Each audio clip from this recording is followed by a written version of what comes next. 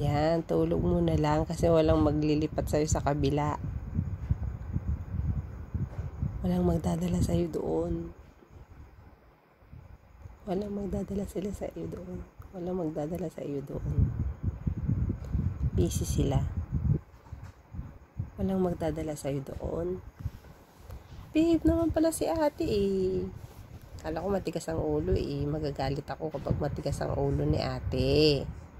Kailangan behave kapag nandito ka sa akin. Ha? Behave ka dapat ha.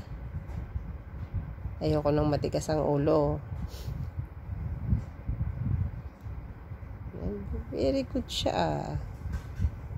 Inantok na siya bigla. Walang magdadala sa kanya sa kabila. Inantok siya bigla. Hindi ka pa inantok. Tulog ka na. Punta ka na bukas ka na lang pupunta kay Inang.